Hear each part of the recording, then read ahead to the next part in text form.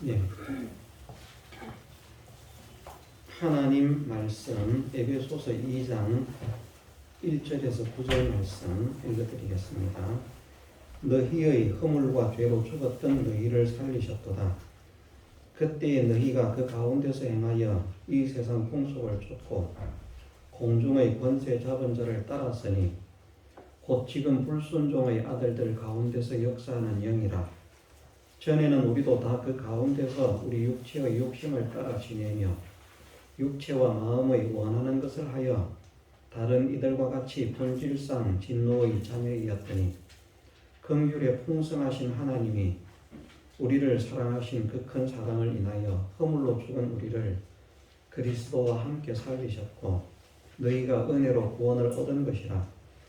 또 함께 일으키사 그리스도 예수 안에서 함께 하늘에 앉히시니 이는 그리스도 예수 안에서 우리에게 자비하심으로써 그 은혜의 지극히 풍성함을 오는 여러 세대에 나타내려 하심이니라.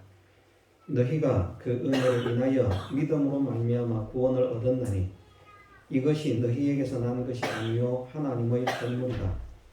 행위에서 난 것이 아니니 이는 누구든지 자랑치 못하게 함이니라. 아멘. 네, 예수님께서 우리에게 주신 구원의 은혜는 네 가지라고 말씀을 했습니다. 사죄의 은혜는 어떻게 우리에게 오게 되었는가? 죄를 속하려고 하면 죄의 형을 받아야만 됩니다. 형벌을 받지 않고 죄가 속해질 수가 없습니다. 그렇기 때문에 예수님께서 우리의 죄를 속하시고 사죄의 은혜를 허락하시기 위해서 예수님께서 우리의 죄를 대신 담당하셨다.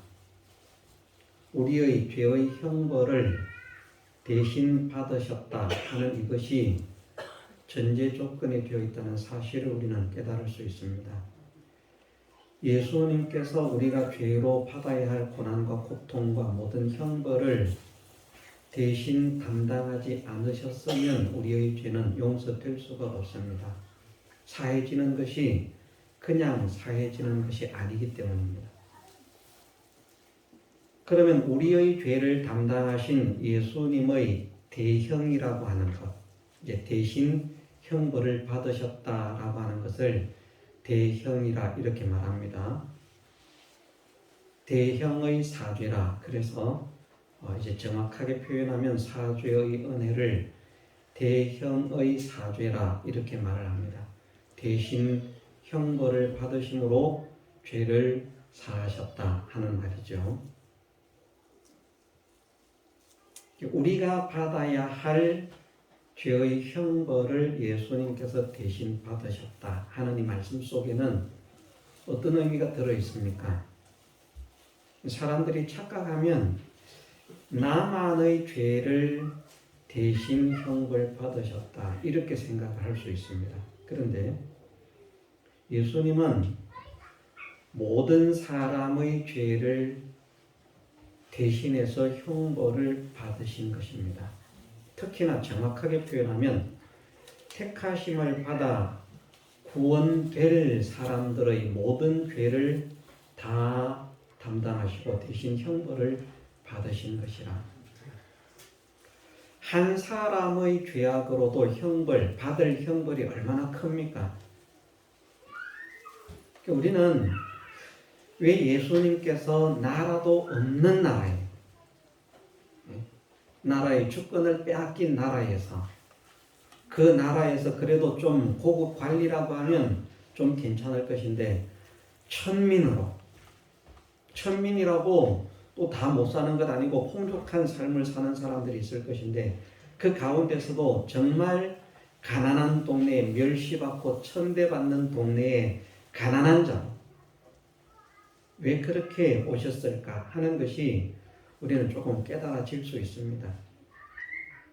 얼마든지 존귀한 자로 오셔도 됨에도 그렇게 오시면 우리가 받아야 할 형을 대신 받는 것이 아니기 때문에 우리의 형을 대신 받으시기 위해서 예수님은 가난해지신 것이고 낮아지신 것이기 때문에, 그래서 나라도 없는 주권을 잃어버린 나라, 식민지의 나라에서 식민자의 계급으로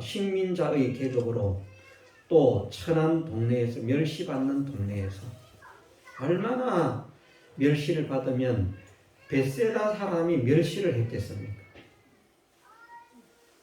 벳세다라고 하면 이제 여러분들이 보는 입장에서 본다고 하면 이제 예를 들어서 이것이 갈릴리 호수라 이렇게 생각을 하십시오. 글씨가 있는 거라서 다른 걸로 들겠습니다. 이게 이제 갈릴리 호수라 생각을 하면 여러분들이 볼 때 갈릴리가 이래 있고 요단이 이래 밑에 이제 사해 여매가 있습니다. 이쪽은 말을 하자면 속해도 두 지파 반, 므낫세, 갓, 르우벤 지파가 속해 있는 지역으로, 특히 갈릴리 위쪽 지방은 거의 이방 지역입니다. 근데 벳세다가 어디에 있는가 하면 이스라엘은 갈릴리에서 서쪽에 있고 벳세다는 갈릴리에서 동쪽 이방에 속한, 그래서 성경에 어떤 말씀을 하십니까? 이방의 안전 벳세다나 무슨 동네 이제 그런 말씀을 하시지 않습니까? 그 이방에 속한 동네에 살고 있는 유대인들이 완전한 이스라엘의 땅인 나사렛을 두고 나사렛에서 무슨 선한 것이 나겠느냐, 멸시를 할 만큼 정말 천박한 사람들이 살아가는 동네였습니다. 오늘도 우리가 그렇게 멸시하는 동네가 있을 수 있습니다. 지금은 이제 인종차별, 무슨 또 인권 이런 것들 때문에 강조가 돼서 이런 일들이 이제 거의 많이 줄어들어서 없습니다만은, 옛날 같으면 지금으로부터 한 30년, 40년 정도만 해도 거기는 가지 마라. 갈 데가 못 된다.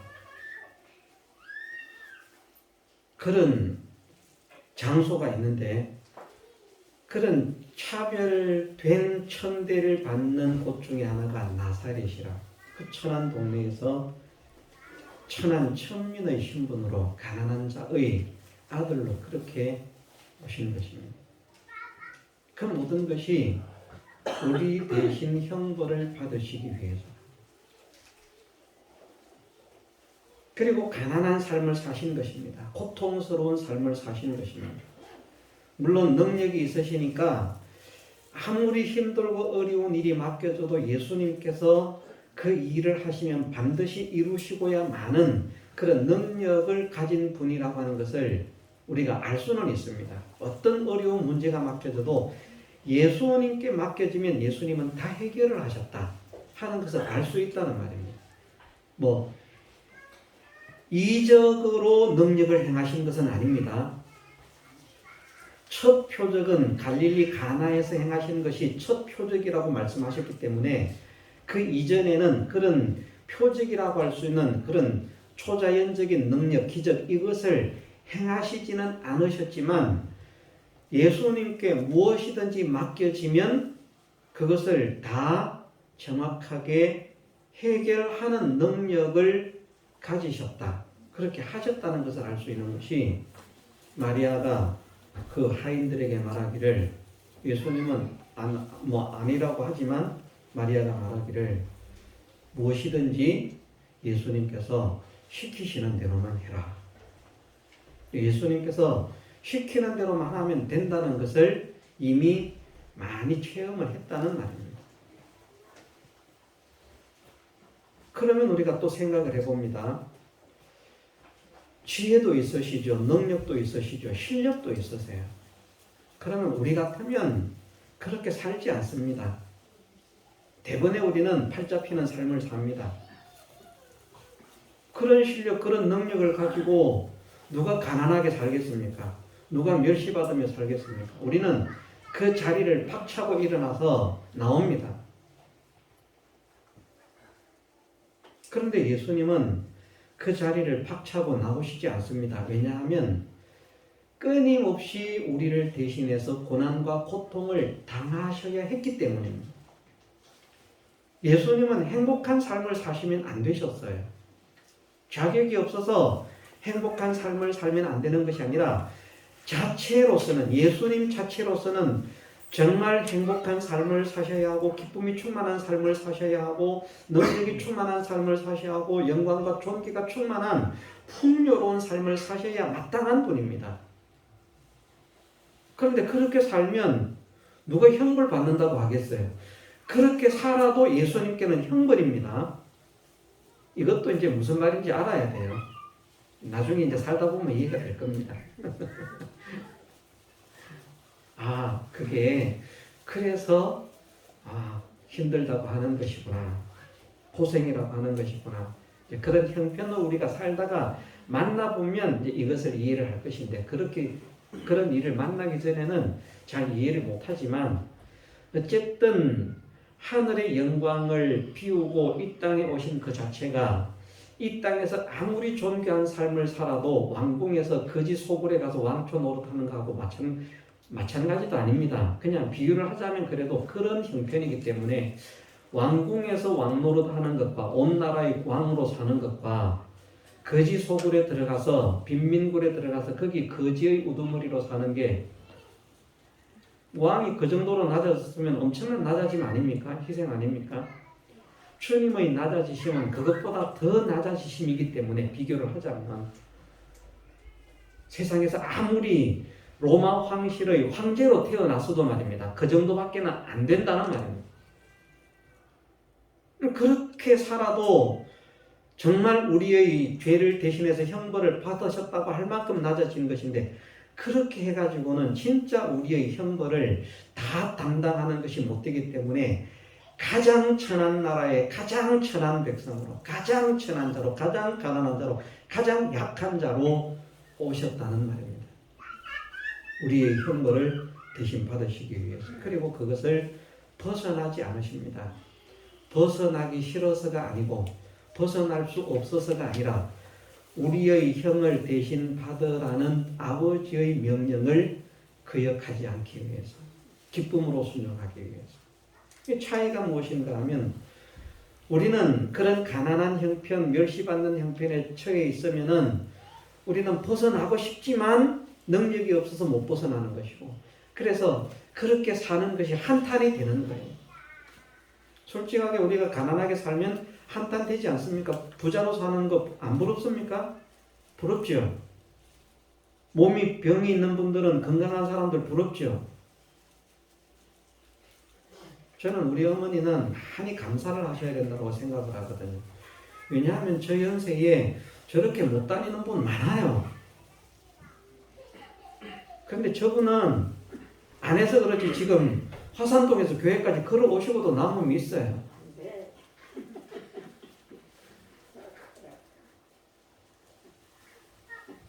안 된다 그러면 안 되겠죠.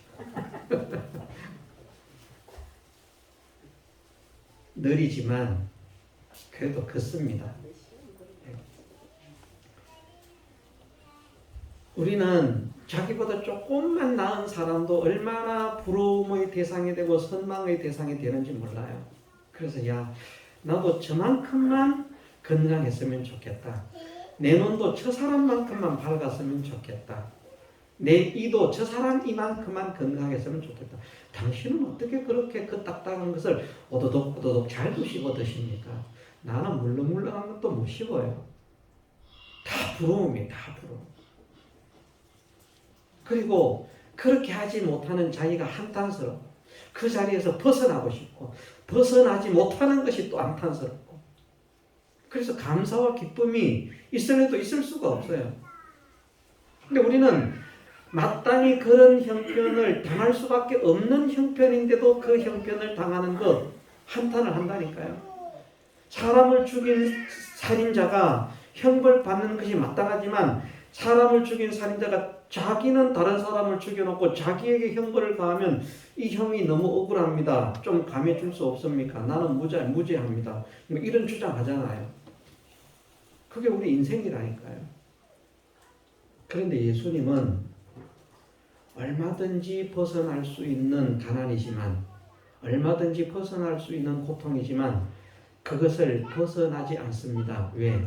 당신의 가난하심으로 우리를 부욕해 하시려고, 당신의 고통으로 우리에게 평강을 주시려고, 당신의 아픔으로 우리에게 평안과 기쁨과 행복을 주시려고, 그러면서 당해야 될 그 고난을 당하는 우리가 당해야 될 고난 앞에서도 안 당해야 될 것을 당하는 것처럼 원망하고 불평하는데, 예수님은 안 당해야 할, 당하지 않아야 할 고난과 고통을 우리 대신 당하시면서도 그것을 조금도 원망하거나 불평하지 않으시고 기쁨으로 감사로 그 형벌을 받으신다는 거죠. 만일 예수님께서 우리 대신 고통스러운 삶을 사시면서 내가 왜 이렇게 이런 삶을 살아야 되는지 모르겠어 하고 한 번이라도 원망하거나 불평했다면 예수님은 구세주가 되지 않습니다. 이것이 얼마나 놀라운 주님의 은혜인가를 우리가 깨달을 수 있어야 됩니다. 정말 그렇겠습니다. 우리의 메시아가 되기 위해서는 죄와 상관이 없고 죄를 짓지 않으시고 죄를 알지도 못하신 자가 되어야 하는데, 왜냐하면 당신이 죄를 범하는 순간 당신은 당신의 죄값을 지불해야 되기 때문에. 그런데 성경을 보면요, 같은 거짓말을 해도 예수님이 거짓말하면 큰 죄가 됩니다. 사람들은 그렇지 않죠. 가난한 사람이 똑같은 거짓말을 하면 그거는 큰 죄가 돼도 세력 있는 사람, 돈 많은 사람이 똑같은 거짓말을 해도 그거는 감옥에도 안 가고 그냥 그럴 수도 있지 이렇게 넘어갈 수 있는데, 성경은 그렇지 않아요. 평민의 죄와 족장의 죄가 다르고요, 족장의 죄와 제사장의 죄가 다릅니다. 같은 죄지만 하나님은 누구의 죄가 더 크다고 말씀하시는가 하면 평민의 죄보다 족장의 죄가 더 크고 족장의 죄보다 왕이나 제사장의 죄가 훨씬 크다고 말씀하십니다. 똑같은 죄를 지었는데, 그래서 똑같은 죄를 지었지만 드리는 제물은 제사장이 가장 큰 제물을 드려야 돼요. 예수님이 어떤 분입니까? 메시아로 오신 분인데 예수님이 거짓말을 하셨으면요, 이거는 엄청난 중죄입니다. 예수님은 거짓말을 하실 수가 없어요. 우리는 원망해도 작은 죄로 취급하십니다. 비둘기가 없으면 밀가루를 해도 돼요. 우리의 죄는, 목사의 죄는 조금 더 큽니다. 그래서 제가 똑같은 거짓말을 하면 저는 죄가 조금 더 커서, 여러분들은 100원 가지고 해결할 수 있다면 저는 10,000원, 100,000원 가지고 해결을 해야 돼요. 예수님은 어떤 분이신가? 우리는 같은 죄를 같은 죄로 취급할 수 없는 예수님의 그 위치나 신분이나 입장이나 이런 것들을 우리가 생각을 해야 돼요. 그런데 그런 것에 대해서 예수님은 부담스러워하지 않습니다. 한탄하지 않습니다. 원망하지 않습니다. 불평하지 않습니다. 그저 아버지께 감사합니다. 그 감사가 마지 못해서 나오는 감사가 아니고 억지로 내가 감사할 수 없지만 감사해야 하는 그런 감사가 아니라 정말 중심으로부터 나를, 사람을 구원하는 구원자로 사용해 주심을 감사합니다. 나의 고난과 고통을 통해서 저들을 구원할 수 있게 하심을 감사합니다. 나에게 이 사명을 맡기심을 감사합니다. 정말 감사합니다. 그 삶에도 우리의 연약을 다 짊어지시고 몸에도 우리의 연약을 다 짊어지시고, 그래서 저는 성경에는 없지만 어쩌면 예수님께도 질병이 있었을지도 모르겠다는 생각을 합니다. 그냥 몸만 약한 것이 아니라, 그러면 안 되죠. 메시아가 돼가지고 자기 몸에 병이 있으면 어떡합니까? 이렇게 말할 수 있습니다. 그런데 바울도 다른 사람의 병들은 고쳐주면서 자기 병은 자기가 못 고쳤잖아요. 예수님께서 자기 병을 고칠 능력이 없다는 말이 아니고, 우리의 연약함을 모든 죄로 인한 형벌을 담당하시려고 하면 어쩌면 그랬을 수도 있겠다는 생각을 합니다. 이건 성경적은 아닙니다. 성경에는 없는 말이기 때문에 그냥 막연하게 혼자 생각해 보면 우리의 모든 죄로 인한 모든 고통을 모든 질고를 다 짊어지셨다면 어쩌면 성경에는 기록되어 있지만 우리가 아는 상상 이상의 그 고난과 고통이 날마다 주님의 몸을 찔렀을 수도 있겠다. 그냥 단지 사람들이 모함하고 멸시하고 천대하고 공격하는 이것만이 아니고요.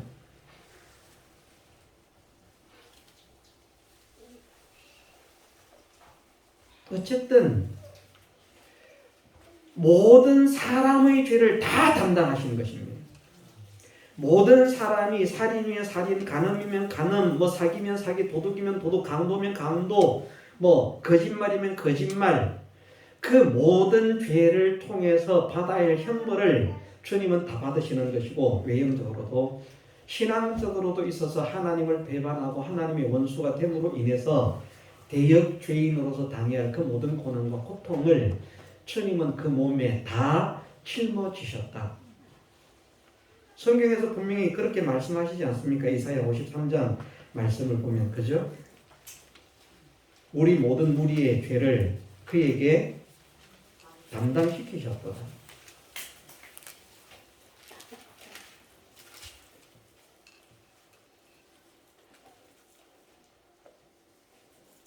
예. 그 앞부분부터 제가 읽어드리겠습니다. 이사야 53장 4절에서부터 그는 실로 우리의 질고를 지고 우리의 슬픔을 당하였거늘 우리는 생각하기를 그는 징벌을 받아서 하나님에게 맞으며 고난을 당한다 하였노라. 그가 찔림은 우리의 허물을 인함이요 그가 상함은 우리의 죄악을 인함이라. 그가 징계를 받음으로 우리가 평화를 누리고 그가 채찍에 맞음으로 우리가 나음을 입었도다.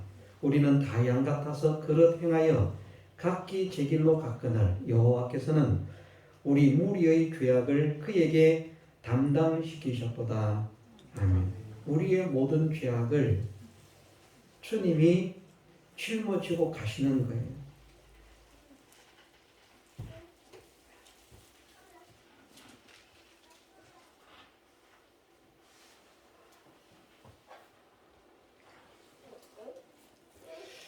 얼마나 극심한 고통을 당하셨을까?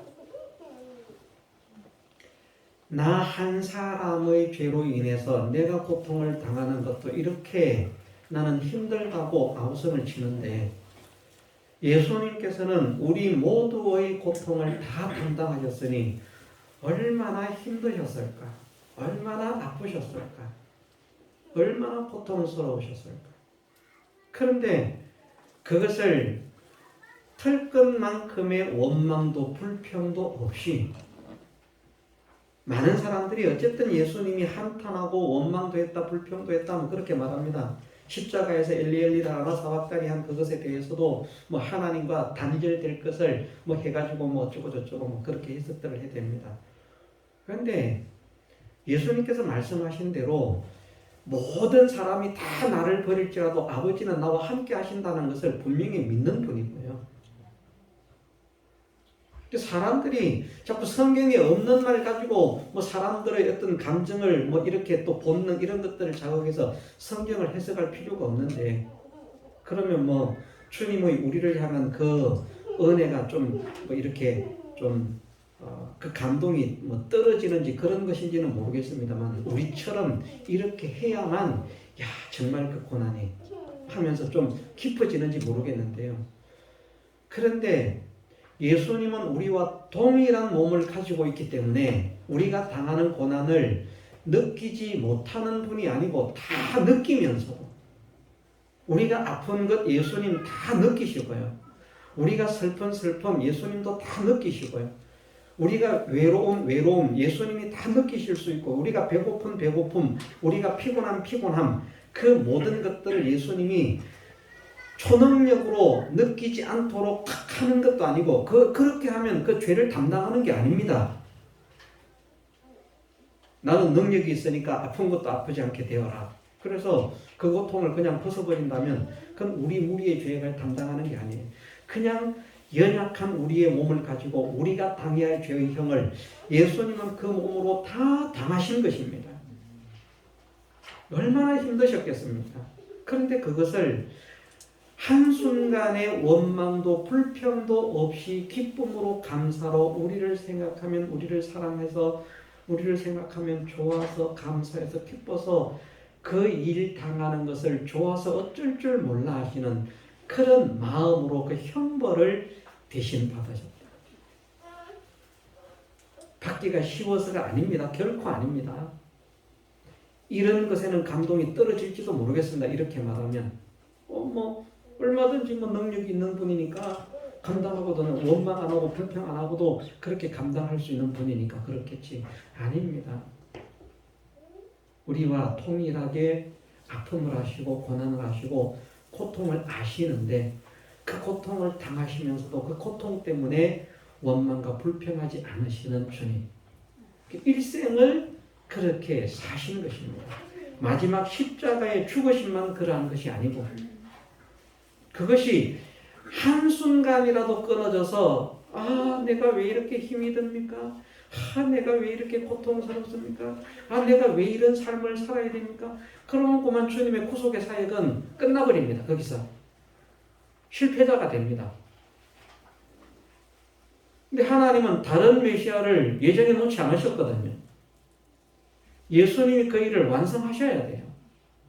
완성하셔야 되니까 할 수 없이 억지로 하시는 게 아니라는 말입니다. 이것을 깨달을 수 있는 우리가 되게 하옵소서. 이것을 우리가 기도해야 되겠습니다. 정말 나를 위해서 다른 사람의 죄는 놔두고서라도 일단 나 한 사람만 생각해도 나 한 사람의 죄를 담당하시기 위해서 그런 고난을 당하셨다니 요 정도만이라도 깨달을 수 있어야 이제 더 나아가면 나뿐만 아니라 모든 사람의 죄를 다 담당하셨으니 주님이 당하신 고난이 고통이 얼마나 컸겠습니까? 정말 우리가 생각하면 몸서리가 쳐지는 그런 고통이고 그런 아픔인데 나를 사랑하시기 때문에 그 고난을 당해주셨다니 감사를 드립니다. 그 감사가 나올 수 있는 것이 대형의 사죄의 은혜를 깨달아서 그것을 믿는 사람으로서 감사하는 감사의 참여입니다. 쉽게 해주신 것 아니고 그냥 입으로 내가 너희들의 죄를 사하노라. 홍련님 사모님 눈이 감겨도 떠야 됩니다.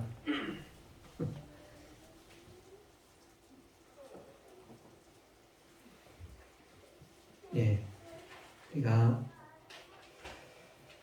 주님의 대형의 사죄의 이 은혜를 깨달아야 할 대로 깨달을 수 있는 성령의 감동을 허락해 주옵소서.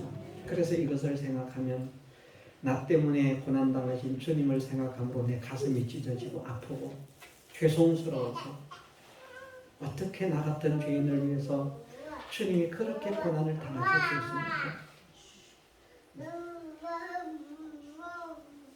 요즘은 아이들 마음이 어떻는지 모르겠어요. 옛날은 그런 선생님들도 있고 그런 부모들도 있었다 그러던데 아이들이 잘못하면 너희들을 잘못 가르치니 선생의 죄가 크다. 자기 선생님이 자기 종아리를 때리는 선생님. 그런 선생님은 정말 좋은 선생님입니다. 옛날은 안 좋은 선생님 많았거든요. 제가 아는 교사들 중에서도 보면 진짜 이 시대에 있으면 그 전부 다 감옥 갈 선생님들 굉장히 많았습니다.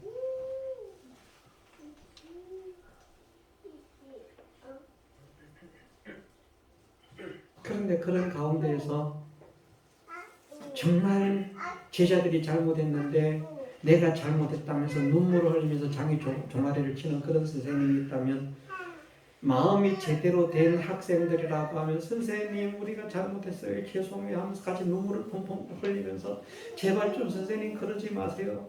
이 제대로 된 학생들일 것이고 이 나쁜 인간 같지 않은 학생들은 아이고 참 이 웃기고 재미있는 광경이네 저 선생님 미쳤나 이럴 것이고.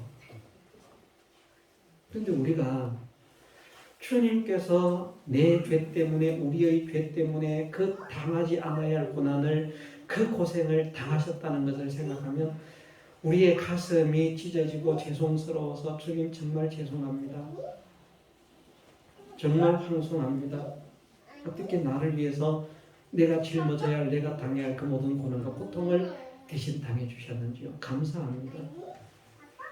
이 주님의 사랑과 은혜를 배반치 않을 수 있도록 은혜를 주옵소서. 이것이 우리의 간절한 소원이 되고 기도가 될 수 있도록까지 주님의 그 대형의 고난을 느낄 수 있는 우리가 되어야 합니다. 그것을 크게 깊게 뜨겁게 느끼면 느낄수록 우리는 주님을 점점 더 사랑하는 사람이 되는 것입니다. 사죄의 은혜는 그냥 온 것이 아닙니다. 이렇게 예수님의 희생을 통해서 우리에게 주어진 것이 사죄의 은혜라. 예수님께서 우리 대신 형벌을 받지 않으셨다면 우리의 죄는 절대 용서가 될 수 없습니다. 우리를 대신해서 우리의 죄의 형벌을 대신 받으셨기 때문에 우리의 죄가 사해진 것이라. 칭의라고 하는 은혜는 어떻게 오게 되었는가? 칭의는 대행의 칭의라 그렇게 말을 합니다. 대행의 칭의라 대신 행하셨다는 말씀이 대행이라는 말입니다. 무엇을 대신 행하셨다는 말씀인가? 하나님 아버지의 모든 말씀을 우리 대신 행하셨다. 자, 오전에도 말씀을 드렸지만 우리가 말씀을 행함으로 의가 되려고 하면은 한 가지만 의로 만들려고 해도요, 우리는 한 가지도 의로 못 만듭니다. 우리는 착각하는 사람이 뭐 조금 착하게 살면 나는 의가 그래도 요만큼 있어라고 생각하는데 우리는 틀끝만한 의 하나를 만들 수 없는 사람이다. 왜냐하면 미워하지 말라는 말씀도 우리는 평생 지킬 수가 없어요. 그 미워하지 말라는 말씀을 순종해서 의가 되려고 하면 태어나서 죽을 때까지 한 번도 다른 사람을 미워한 일이 없어야 됩니다. 어떤 이유로든지 미워하는 일이 없어야 돼요. 미워하면 실패자가 되는 거예요. 그런데 그 한 가지를 행하는 것도요, 진짜 어떻게 행해야 되는가? 우리가 이 말씀을 한번 생각을 해보면 됩니다. 하나님을 사랑하는데 우리 어떻게 하나님을 사랑하라고 말씀하셨는가? 이스라엘아 들으라. 어떻게 사랑하라고요? 너는 마음을 다하고 힘을 다하고 뜻을 다하고 정성을 다하여 주 너의 하나님을 사랑하라.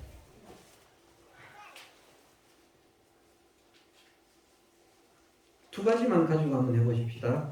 하나님 사랑하는 것. 그것이 끝이 아닙니다. 이웃을 사랑하라. 또한 내 이웃을 어떻게 해요? 내 몸같이 사랑하라. 자, 진짜 이웃을 자기 몸같이 사랑하는 사람 없습니다.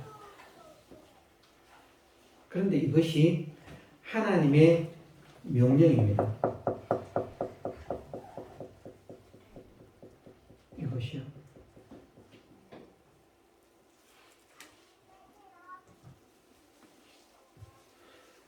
이웃 사랑을 내 몸같이 사랑하는 이것을 한순간 해서 되는 것이 아니라 태어나서 생명이 끊어질 때까지 해야 됩니다. 예수님은 이게 가능해요.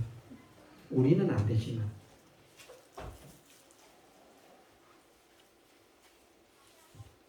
세례요한 같은 경우는 뱃속에서도 예수님을 알아보는 능력자잖아요. 예수님은 어떻게 했습니까? 그보다 더 능력이 있으시죠. 그래서 우리가 생각하는 수준의 순종이라고 하는 그 수준으로 우리가 생각해서는 안 됩니다. 어쨌든 마음을 다하고 목숨을 다하고 힘을 다하고 뜻을 다하여 주 너의 하나님을 사랑하고 또 이와 같이 내 이웃을 내 몸같이 사랑하라. 이와 같이 뭐와 같이요? 마음 다하고 목숨 다하고 힘 다하고 뜻을 다해서 사랑하는 게 그냥 대충 사랑하는 거 아니고요. 우리는 우리 자녀도 그렇게 사랑 못해요. 솔직하게.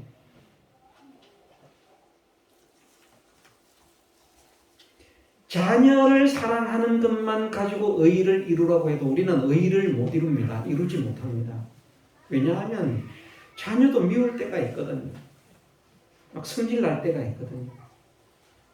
의로, 온유함으로, 겸손함으로 훈계를 해야 되지만 의로 교육한다는 그 명분 속에 내 분노가 거기에 담겨서 내 화풀이, 분풀이를 하는 경우가 있거든요. 예수님은 그런 분이 아니라는 말입니다.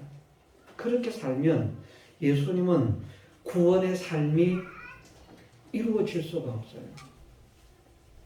우리 대신 하나님의 법을 행하시는데 한순간도 끊어짐이 없이 일생을 아버지의 명령을 순종하실 뿐만 아니라 그 아버지의 명령을 순종하실 때 그냥 어떤 하는 척이나 대충이 아니라 절반 정도의 힘이 아니라 모든 형편 현실 속에서 항상 마음과 목숨과 힘과 뜻과 정성을 다해서 하나님을 아버지를 사랑하고 우리를 사랑하신 사랑으로 하나님의 법을 행하신 분. 이게 얼마나 어려운지 모릅니다. 이것을 하신 분이 예수님입니다. 그렇게 하심으로 만드신 것이 의입니다. 우리가 볼 때 얼렁뚱땅 의가 아닙니다. 우리가 만드는 의는 세상 사람들이 우리가 아무리 좀 뭐 기가 차게 만든다고 해도 좋아서 기가 차는 걸 말하는 것입니다. 다른 사람들이 와 정말 기가 차는데 어떻게 이렇게 만들 수가 있어요? 칭찬할 만한 그런 제품을 만들어도 완전 전문가한테 갖다 대면 이게 뭔데 갖다 버려요. 이런 못 써. 버림을 받는 것처럼 우리가 한 의는 아무리 아름답다고 해도 쓰레기 같지만 주님이 이루신 의에는 흠이나 점이나 주름 잡힘이나 티나 이런 것이 없는 완전 성결, 완전 순결의 의입니다. 얼마나 정교한 의인지 모릅니다. 일생을 잠시도 쉬지 않고 모든 것을 다 진액을 다 바쳐서 만드신 것이 우리의 의라. 그 놀라우신 주님, 전지하시고 전능하신 주님이 그렇게 만드신 그 의를 나는 그것에 만분의 1도 만들 수 없었는데 그것조차도 하지 않은 우리에게 할 수 없었던 우리에게 당신이 행하신 그 모든 것을 네가 했다고 우리에게 전해주신 것이 그것이 대행의 칭의라는 말입니다. 거기에 우리의 행함, 우리의 공력 하나도 들어간 게 없습니다. 그냥 처음부터 끝까지 예수님이 다 만드시는 거예요.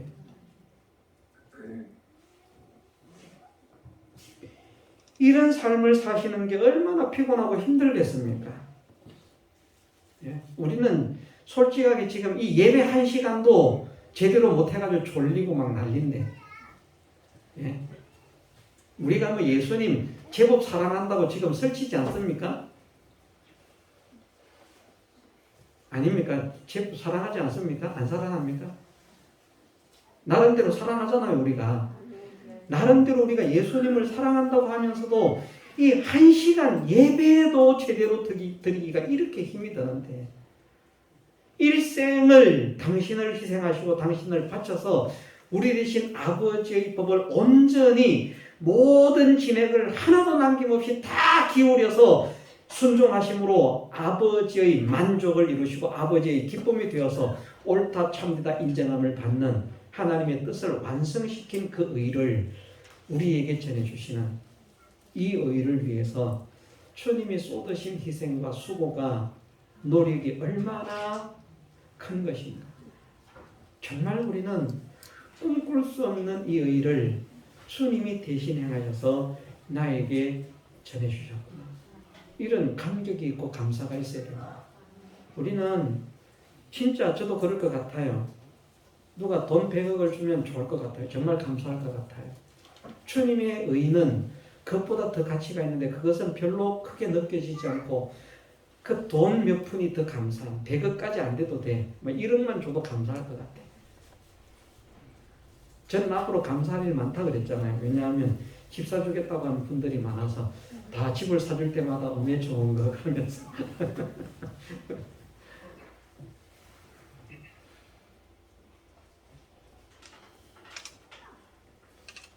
예, 대행의 주님의 칭의의 은혜라. 야, 그 대신 행하셨다는 말이 그냥 행하신 것이 아니구나. 쉬운 것이 아니었구나. 정말 할 수 없는 것이었구나. 주님 아니면 그 누구도 할 수 없는 것이었구나. 주님만이 하실 수 있는 것이었구나. 그것을 주님이 행하시면서 그렇게 행하셨구나. 정말 놀라운 은혜가 나에게 주어졌구나. 우리는 자기 취미 하나도 안 꺾잖아요. 공부해야 하는 학생에게 게임을 하고 있어서 너 게임 좀 그만하고 공부 좀 해라. 그만 짜증냅니다. 공부해야 되는 게 자기 의무 책임인데.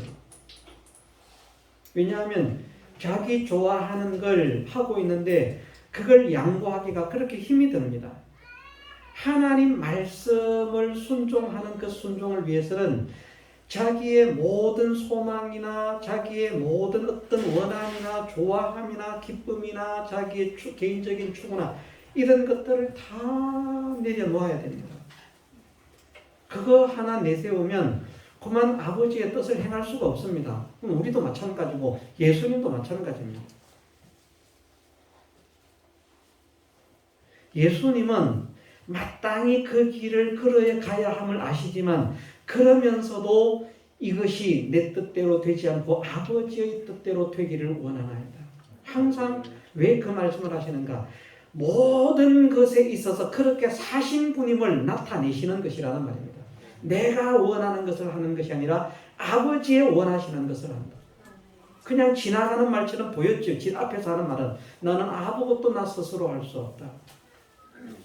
그런데 실제로 예수님은 내가 하고 싶은 거 없는 분이 아니라 있어요. 원하는 게 있어요. 피곤할 때 쉬고 싶어요. 그런데 피곤해서 쉬고 싶다가도 하나님께서 일을 주시면 기쁨으로 조금 더 쉬어야 되는데 이제 막 잠들려고 했는데 한 시간만이라도 자고 일어나게 하지. 그런 분이 아니라 막 잠이 들어가지고 깊은 잠이 탁 들려고 하는데 그때 탁 깨워도 아버지 감사합니다. 깨워주셔서 이런 분. 우리 이게 안 되잖아요. 솔직하게. 피곤한데 조금 더 자게 하지.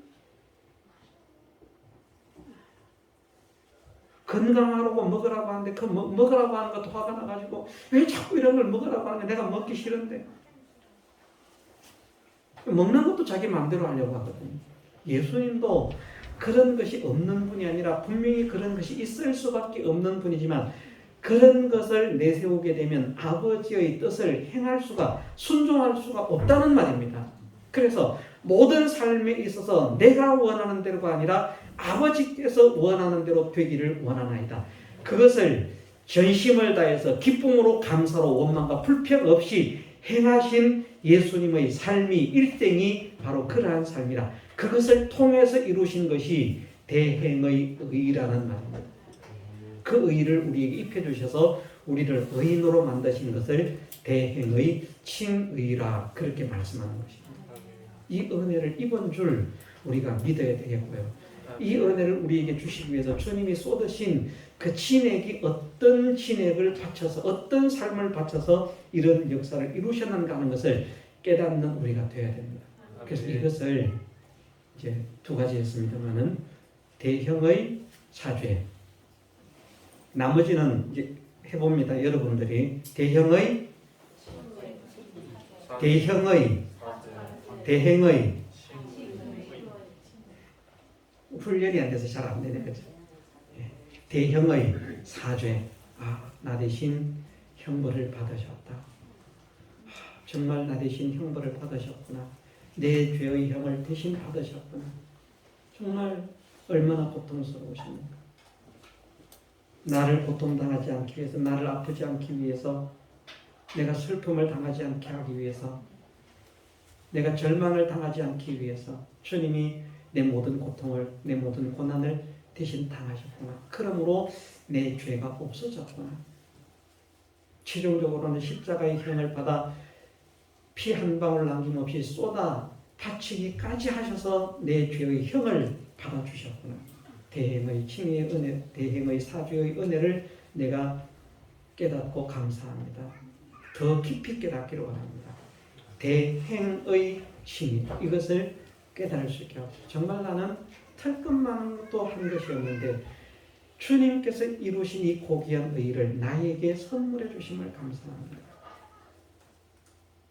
이것이 정말 깨달아지고 느껴져서 자면서도 감사가 되고 눈을 떠서도 감사가 되고 언제 어디서 무엇을 하든지 이것이 감사가 되어서 찬양을 할 수 있는 그런 사람이 되게 하옵소서. 이것을 이제부터 우리 모두가 소원하고 힘을 쓰는 하나님의 거룩한 백성들이 되게 해주시기를 주님의 이름으로 축원합니다. 다 같이 통성으로 기도드리겠습니다.